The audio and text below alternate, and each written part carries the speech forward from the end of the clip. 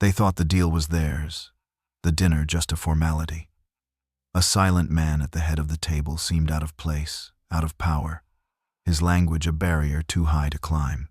Laughter filled the room, confidence unchecked, until a voice rose from the margins. It wasn't his. It wasn't theirs. And in that instant, the game changed, leaving the wealthy gasping and a waitress standing in a light none of them had ever seen.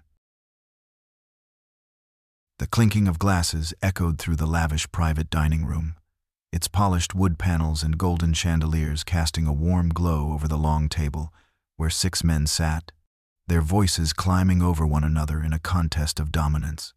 They were investors, bankers, and businessmen who thrived on their own sense of superiority. The kind of men who treated dinner as a stage to flaunt their power. Mr. Lee sat at the head of the table, his posture straight, his hands folded neatly in front of him, his expression unreadable. His eyes, calm but alert, followed the conversation without ever betraying what he might understand. Every so often, he inclined his head or offered a faint, polite smile, a gesture that the men at the table took as a sign of weakness. "You know," one man said, swirling his wine with smug satisfaction. "It's a wonder he even made it here without a translator. Imagine signing billion-dollar deals and not speaking a word of English." The others chuckled, their laughter sharp, careless, filling the room with a haze of arrogance. Another leaned closer to his colleagues and muttered in a tone meant to sting, "He's probably just here for the free meal. Look at him, quiet as a mouse. Not a clue what we're saying." More laughter followed, one man slapping the table, another raising his glass in mock salute toward Mr. Lee, who only offered another nod, his silence feeding their illusion. As their arrogance swelled, the men grew louder, interrupting each other, eager to outdo one another with cutting remarks veiled as jokes. They boasted about their portfolios, their last deals, their lavish vacations, tossing names and numbers around like cards in a game where the rules were designed to exclude anyone who didn't speak their language. To them, Mr. Lee wasn't a player. He was the oddity at the table, the curiosity to be mocked in whispers and smirks. The waitress, Anna, moved quietly between them, refilling glasses and setting down dishes. She was invisible to them, a fixture of the restaurant, as unremarkable as the candles burning at the center of the table. But from her vantage point, she saw everything. The dismissive glances, the way the men leaned toward each other conspiratorially, their laughter sharpened by the thrill of thinking they were untouchable. Mr. Lee's restraint only seemed to fuel their derision. One man leaned back in his chair and, with a smirk, said loudly enough for the group to laugh, "Maybe he thinks silence is power. Or maybe he's just empty." The others howled, clinking their glasses again, delighted with their own cruelty. And still, Mr. Lee smiled faintly, his eyes unreadable, his presence as steady as stone. He gave nothing away, no flicker of anger, no hint of offense. Only the smallest nod, a gesture that allowed them to believe their words hadn't pierced him.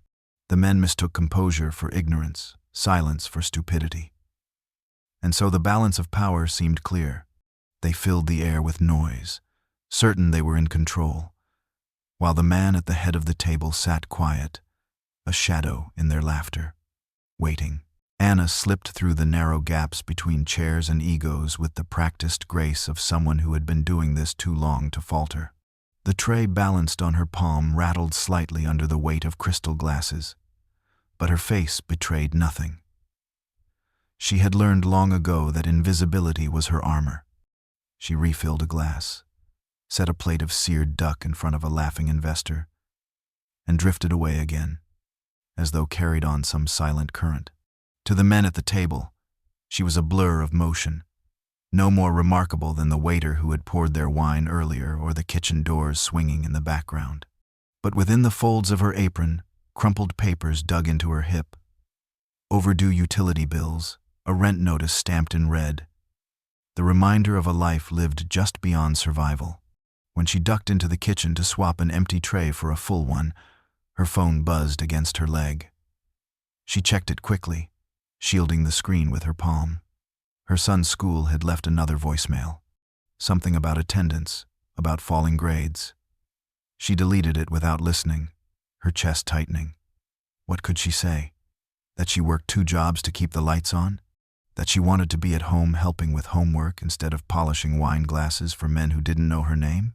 She pressed the phone back into her pocket and pushed through the kitchen doors again, her face smoothing into the neutral mask of service. Out in the dining room, the laughter swelled, bouncing off the gilded walls. She set down another bottle of wine, her movements precise, almost mechanical. One man waved her off mid-pour without looking at her, as if shooing away a fly. She nodded silently, sliding back, invisible again. Yet the exhaustion clung to her like a second skin, etched into the circles beneath her eyes, hidden in the stiffness of her shoulders. In the mirror-polished surface of a silver platter, her reflection caught her eye. A woman younger than she felt, older than she looked, with traces of the dreamer she once was flickering beneath the fatigue. Once, she had studied linguistics. She had loved the way languages shaped thought, the way meaning could shift with a single word. She'd planned to teach, to translate, to live a life of meaning. But life had rerouted her, one missed payment at a time, one emergency after another, until the classroom gave way to the dining room. She adjusted the strap of her apron and moved on, gliding between bursts of English and Mandarin, words crashing over her like waves. She caught pieces of both, but revealed nothing, keeping her eyes lowered, her steps steady. No one asked her name, no one saw her fatigue, no one noticed the quiet intelligence that simmered beneath the surface. In this room full of men jostling for dominance, Anna was the ghost at the table, present but unseen, burdened yet essential, carrying a world in her pocket while carrying their plates. The conversation at the table had shifted from bragging about yachts and market shares to sly little jabs at their guest of honor, the kind they thought passed unnoticed. One of the investors, a ruddy-faced man with a booming laugh, leaned forward and muttered something half-formed in broken Mandarin, the syllables slurred and jagged. It was meant to sound clever, but the grammar was fractured, the accent thick, the insult crude. The others roared at the attempt, slapping their hands on the table, congratulating him as though he'd delivered a masterstroke of wit. Anna, mid-step with a tray balanced on one hand, froze for the briefest fraction of a second. Her eyes flickered, sharp as a blade catching the light. She understood it. Every word, every mangled tone twisted into something ugly. The insult wasn't just a jab at Mr. Lee's silence. It was an attack on his dignity, a sneer dressed up as humor. Her chest tightened, but she forced her face into the same neutral calm she had practiced for years. She set the tray down, refilled a glass, nodded politely, and moved on, every movement smooth and unremarkable. But inside, something stirred. No one else noticed. The investors were too busy laughing at their own cruelty. Mr. Lee too still, too unreadable to give them anything back. Yet the camera, if there had been one, would have caught it. That flicker in Anna's gaze, the way her mouth tightened for half a breath before smoothing again.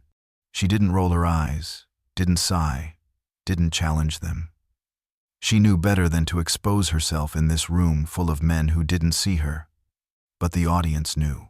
In that fleeting shift of expression, a secret was revealed. Anna wasn't just another waitress orbiting their arrogance. She understood the language they thought was hidden, the contempt they thought was invisible. As she moved past Mr. Lee's chair, their eyes almost met. She didn't linger, didn't risk betraying what she knew, but something in her silence mirrored his. She refilled his tea gently, careful not to spill, and stepped back, her face unreadable once more. To the men at the table, she remained background noise, a hand with a tray, a presence without a name. To Mr. Lee, perhaps there was a whisper of something more, a recognition he couldn't yet place. But for the audience, the truth was undeniable. Anna's invisibility was a choice. A mask she wore as carefully as Mr. Lee wore his. And behind it, she was listening. She heard every insult. She carried every word. And she understood far more than anyone in that gilded room realized. The laughter in the room swelled again, rising and falling like waves crashing against the walls. Yet at the head of the table, Mr. Lee remained still, a fixed point around which all that noise orbited. The camera would find his face in close-up, a faint smile lingering at the corners of his mouth, his dark eyes steady and unwavering, the lines of his expression carved in composure. His hands rested lightly on the table, fingertips touching the rim of his teacup, as if he were measuring time in the quiet between sips. He gave no sign of offense, no flash of irritation at the mockery hurled his way. Instead, he watched. Every gesture of the men around him, every slip in their tone, every boast and insult and careless admission. They all folded into a silent ledger he was keeping behind his calm exterior. The investors mistook his stillness for emptiness, his smile for confusion, his nods for compliance. But there was a precision in his silence, an edge honed sharper with every insult he endured. It wasn't passivity, it was patience, the kind that unnerved without being understood. One man shifted in his chair, glancing at Mr. Lee a little too long after a joke, as though searching for a reaction. He found none, only that same unfaltering calm. Another cleared his throat and launched into a louder story about a deal closed in Dubai, as if trying to shake the discomfort of being silently observed. Their bravado grew messier, their laughter forced, because there was something about the way Mr. Lee didn't flinch, didn't defend himself, didn't even acknowledge their little games. His silence stripped their power of validation. The camera might drift to his eyes again, and there, behind the stillness, the truth would be clear. He wasn't ignoring them. He was cataloging. His gaze flicked once to Anna as she set down a platter near him, the barest acknowledgement, before returning to the table. She moved on, unseen by the others, but he noticed. He noticed everything, and in that room full of noise and arrogance, it was his silence that pressed hardest, wrapping around the investors like a fog, making them speak louder, laugh harsher, filling the emptiness they could not endure. Mr. Lee did not need to win the moment. He only needed to wait. Patience, after all, was the language of power no translation could disguise. The kitchen was a different world from the polished dining room, alive with clangs of pots, bursts of steam, and the rhythm of knives against cutting boards. Anna slipped through the swinging doors with a tray of empty glasses, her steps heavy though her face never showed it. She set the tray down near the dish pit, the laughter of the investors still echoing in her ears, their broken Mandarin stumbling through her mind. Without thinking, she repeated the words softly, this time in perfect form, tones precise, cadence smooth, each insult transformed into its true shape. It wasn't mimicry, it was mastery. Her voice, low but sharp, carried the kind of fluency that could only come from years of study, from the kind of passion she once had before life rerouted her. One of the younger busboys, arms elbow-deep in soapy water, glanced up with a puzzled frown. "What language is that?" he asked, blinking at her as if she'd suddenly spoken in code. Anna smirked faintly, shaking her head. "Just words," she said, brushing him off with a wave of her hand. Her tone was light, but her eyes carried the weight of a secret unearthed too soon. She didn't explain, didn't elaborate, because she knew better than to put that part of herself on display. That knowledge was hers, something she had kept hidden beneath the layers of exhaustion, behind the mask of a waitress who blended into the background. It was a sliver of the life she had once imagined. Lectures, translations, a career that demanded her mind rather than her silence. As she adjusted her apron and prepared another tray, her faint smile lingered, tinged with irony. Those men in the dining room thought they were speaking in riddles no one could understand. that their clumsy attempts at Mandarin insulated their cruelty. But Anna had heard it all. She carried their words like stones in her pocket, heavy but undeniable, each one proof of their arrogance. She tied her hair back tighter, her movements brisk, controlled. Another server passed by, muttering about a late dish, and Anna nodded absently, her thoughts elsewhere. The truth was humming inside her, a melody no one else could hear. For years, she had hidden this part of herself, folding it away in the quiet corners of her life, because what use was fluency when rent was due and bills piled high? But here, tonight, that hidden skill stirred like an ember fanned into life. She exhaled slowly, steadying herself, the secret slipping back beneath her skin. The kitchen doors swung open, laughter spilling in again from the dining room, pulling her back into her role. She lifted the new tray, balanced it effortlessly, and smiled just enough to pass unnoticed. No one in the room beyond knew. Not the men at the table, not even Mr. Lee. Only the guests had seen it. Anna's mask was not emptiness. It was concealment. And behind it, her understanding waited, patient and sharp. The plates of duck and fish had been cleared, replaced with neat stacks of parchment and gleaming pens that seemed almost ceremonial under the glow of the chandelier.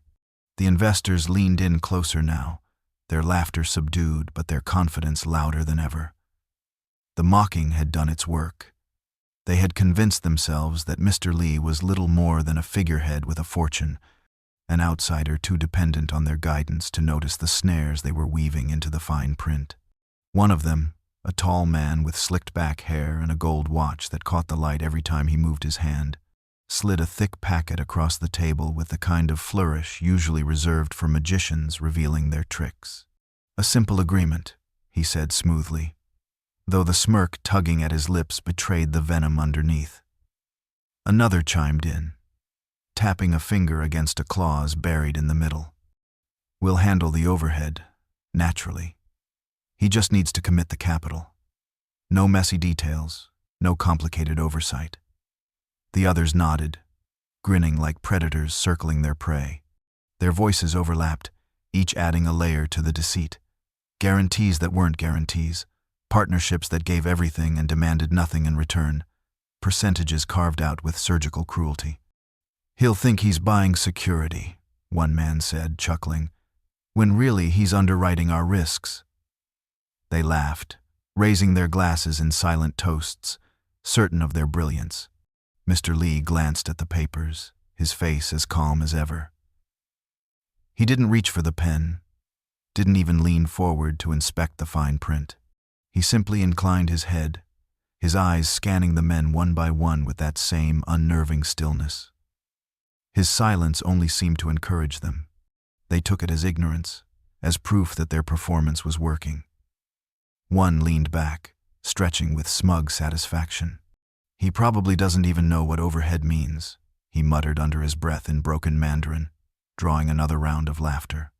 From the edges of the room, Anna moved quietly, her tray balanced in one hand, her face schooled into the blank serenity of service.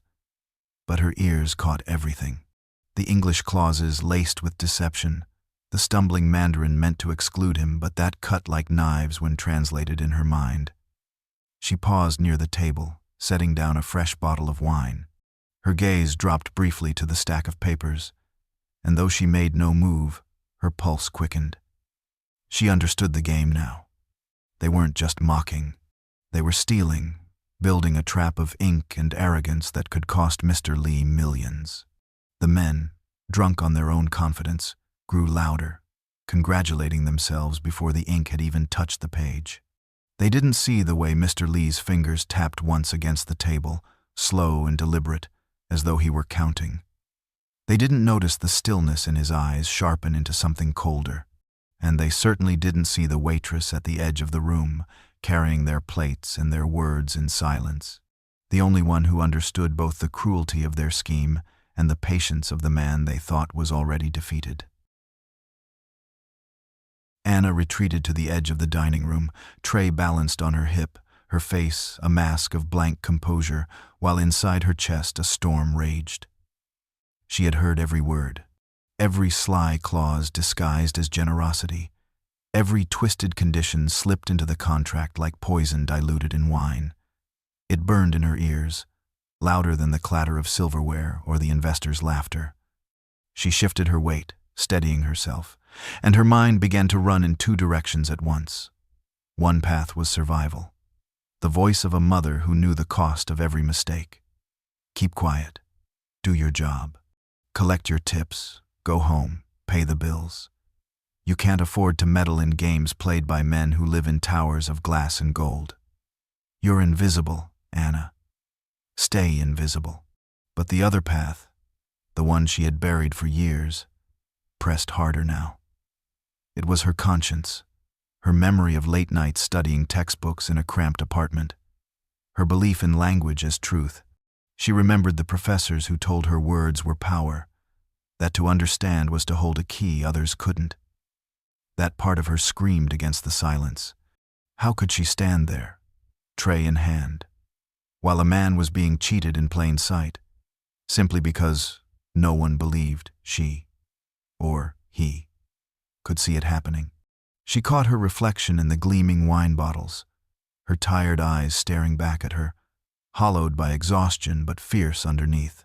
She thought of her son, sleeping alone tonight with leftovers for dinner, unaware that his mother was fighting a war with herself in a room where she was meant to be unseen.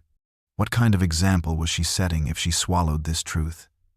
If she let arrogance and greed roll past her because she was afraid?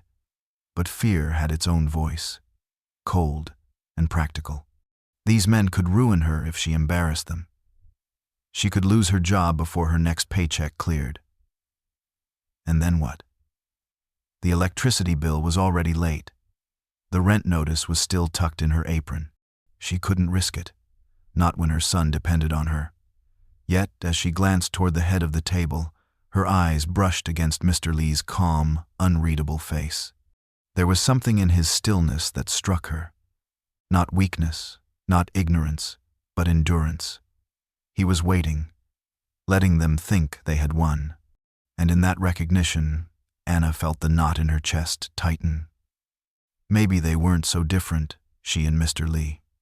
Both underestimated, both made invisible in their own ways, both carrying silence like armor. She stepped back into the kitchen, leaning against the counter for a moment, her breath shaky, her mind tearing itself apart. To stay silent was to survive. To speak was to risk everything. But truth gnawed at her, restless, unstoppable, and she knew the longer she held it, the heavier it would become. The investors were still congratulating themselves, their laughter spilling across the table like spilled wine, when Anna returned with the teapot cradled in her hands. The porcelain was warm against her palms, the faint scent of jasmine rising with the steam. She moved quietly, sliding into the space beside Mr. Lee's chair with the same practiced efficiency she had shown all evening. But this time, her movements carried a weight she could feel in her bones. She lifted the pot, tilting it slowly, the golden stream filling his delicate cup. Her hand was steady, but her heart was not. It hammered against her ribs as if it wanted to leap free. Mr. Lee's head turned ever so slightly, his gaze settling on her. Their eyes met. It lasted only a breath, but in that breath, something unspoken passed between them. His face remained calm, unreadable to the men around him, but his eyes, dark, sharp, alive, seemed to probe deeper. For a moment, Anna wondered if he saw straight through her mask of neutrality, if he recognized that she understood not just the words but the weight of what had been said tonight. She lowered her eyes quickly, focusing on the teacup, on the way the steam curled upward, delicate as smoke. Still, she felt the intensity of his gaze linger, as though he were quietly acknowledging her presence in a way no one else in that room ever had. She placed the cup down gently before him, stepping back with the slightest bow of her head. Silence hung between them, different from the silence that had marked the evening. This one carried meaning, She didn't speak, couldn't risk it. But something inside her whispered that he knew. Perhaps it was the faint shift in her expression earlier when the insults had been flung, or perhaps it was something more instinctive, a recognition born from being underestimated for too long. Their shared silence was a thread, invisible yet strong, connecting two people on opposite ends of the table but in the same shadowed position. The investors, oblivious, carried on with their boasting and scheming, their voices swelling over contracts and profits. They didn't notice the exchange, didn't sense the subtle current that had sparked beneath their noses. To them, Anna was still invisible, and Mr. Li was still silent. But in that fleeting glance, the balance had shifted ever so slightly. Anna moved away, tray pressed against her chest, her steps steady though her pulse still raced. She dared not look back. But she carried the moment with her like a secret flame. And at the head of the table, Mr. Li lifted his teacup, his lips curving into the faintest of smiles before he took a slow, deliberate sip. The table had shifted from dinner to business, the laughter sharpening into something colder, more focused. The investors spread their papers across the polished surface like generals laying out a battle plan. Contracts gleamed under the chandelier, lines of ink carrying hidden barbs. One man slid a pen toward Mr. Li with a grin stretched too wide, his voice oozing satisfaction. "Just a signature here, Mr. Li. Simple, straightforward. A partnership that benefits us all." The others nodded in unison, their voices overlapping as they rehearsed the performance they had prepared. Phrases like security, growth, and shared success, tumbling out as though the words themselves could mask the trap. They pointed to clauses buried deep in the fine print, their explanations filled with half-truths designed to confuse, to mislead. Mr. Li listened in silence, his face unreadable, his hand steady as he picked up the pen. He hovered over the paper for a moment, long enough to make the men lean forward, anticipation shining in their eyes. Then, with deliberate calm, he pressed the tip to the page and moved his hand in smooth strokes. The pen danced across the lines, his expression as placid as it had been all evening. When he set it down, the investors erupted in grins and exchanged subtle glances of victory, their laughter returning with renewed force. "He has no idea," one whispered in Mandarin, his tones clumsy, the words dripping with arrogance. "We just took him for millions. He's nothing but a wallet with a suit." Another chuckled, his voice low but clear enough for Anna's ears as she moved past with a tray. "He probably thinks we're toasting his success," he sneered in fractured Mandarin, "when really, we're drinking to his stupidity." The men smirked, their cruelty hidden behind the veil of language they believed was impenetrable. They raised their glasses in mock celebration, congratulating themselves on the brilliance of their deceit. Mr. Li remained still, his hands folded again, his gaze fixed on the papers before him. He gave no sign of comprehension, no flicker of resistance. To them, his silence was confirmation, proof that their scheme had worked. But Anna, hovering at the edge of the room, knew better. Her breath caught in her chest as she watched him. The contract gleaming under his hand, the investors glowing with their hollow triumph. She had heard every word of their whispered cruelty, the broken Mandarin striking her ears with painful clarity. They believed no one could understand them. They believed they had outplayed him. Yet, as she studied Mr. Li's face, she saw something different in the way his eyes lingered on the page, in the faint curve at the corner of his mouth. He hadn't lost. He hadn't been fooled. His silence was not surrender. It was something else. Something patient, deliberate, dangerous. The betrayal had unfolded, but the game was not over. Not yet. Anna stood at the edge of the room, her tray still balanced against her hip, her breath shallow as the investors' laughter rattled the air. Their broken Mandarin spilled across the table in jagged fragments, words meant to humiliate, to mark Mr. Li as a fool who had signed away his fortune without ever realizing it. The men were giddy with triumph, their voices dropping low, believing the language shielded them like a locked door. But Anna held the key, and the weight of it pressed against her chest until she felt she could no longer breathe. Her fingers trembled around the tray, her knuckles white. For a moment she hesitated, every instinct screaming at her to stay silent, to remain invisible, to protect the fragile life she had built. But the memory of her son's voice, the stack of unpaid bills, the years of swallowing her pride until it soured into bitterness, all of it surged against her ribs, demanding she choose more than survival. She stepped forward. The sound of her shoes against the polished floor broke through the laughter. She stopped beside the table, set the tray down, and with a voice that quivered at first but steadied with each syllable, she spoke. In flawless Mandarin, her tones clear, precise, undeniable. She repeated the words they had whispered. He's nothing but a wallet in a suit. We're drinking to his stupidity. The investors froze, their smiles collapsing into slack-jawed horror. Anna's voice cut through the air like glass shattering, and she pressed on, translating every insult, every smug remark they had uttered, word for word. He has no idea. We just took him for millions. Silence crashed into the room, heavy and suffocating. The men stared at her, stunned, their confidence draining from their faces as though someone had ripped the floor out from beneath them. No one moved. Even the chandelier's glow seemed to dim under the weight of her words. Mr. Lee sat motionless at the head of the table, his eyes fixed on Anna. For the first time that evening, his mask shifted, the faintest spark flickering in his gaze. The waitress, the invisible woman they had dismissed all night, stood tall, her fluency cutting through the deception they thought was hidden. She trembled, but she did not back down. The tray beside her gleamed with half-empty glasses, forgotten as she held the silence in her hands, reshaping the room with nothing but her voice.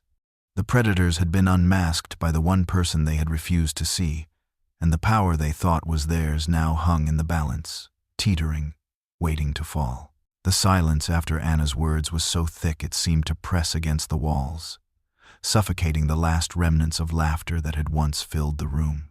The investors sat frozen, eyes darting between one another, their smugness dissolving into something rawer. Fear, disbelief, the sudden awareness of exposure. Their carefully constructed illusion had been pierced, not by another titan of finance, but by the waitress they hadn't even thought to acknowledge. And then, slowly, deliberately, Mr. Lee moved. He set his teacup down with a soft click that echoed louder than any toast that had been made all night. His hands folded neatly, his posture as calm as ever, but when he lifted his gaze to the men across the table, the weight of it pinned them in place. He drew a breath, and for the first time that evening, he spoke. "Thank you, Anna," he said in perfect English, his voice low but edged with steel. The two simple words seemed to reverberate in the stunned quiet, and Anna, standing by his side, felt her throat tighten. She bowed her head faintly, though her heart raced with the knowledge that her secret was no longer her own. Mr. Lee turned back to the investors, his face transforming from the polite mask of silence into something far sharper. "You insult me in broken Mandarin. You mock me because I chose not to speak." His tone cut like a blade, every syllable precise, deliberate. "You think arrogance is intelligence, that deception is strategy. But let me tell you, patience is power. And tonight, you revealed yourselves." One of the men opened his mouth, but no sound came. Another shifted in his chair, the papers on the table suddenly looking less like triumph and more like evidence. Mr. Lee leaned forward slightly, his voice rising just enough to crush whatever excuse they might have tried to muster. "You believed I was deaf because I was silent. You believed I was blind because I was patient. You believed no one else in this room could understand you.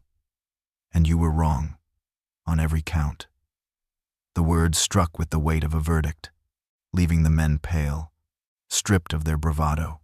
Their laughter was gone, their dominance dissolved, and in its place sat men who realized, far too late, that the roles had reversed. The predators had been outplayed, cornered by the very silence they had underestimated.